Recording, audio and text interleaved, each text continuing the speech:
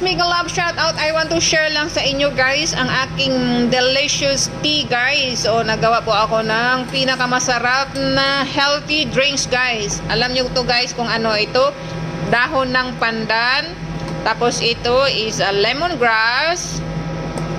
Tapos ano pa tong ito ginawa ko to guys. Ano to? Cinnamon. Okay, cinnamon. Sarap, sarap, sarap. Handa na po tayo guys. I-transfer natin to. Try ko, mainit. Dahan-dahan lang po tayo guys kasi mahirap eh.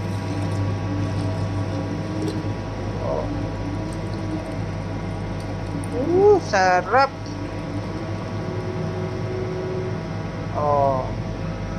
Ganon lang siya guys.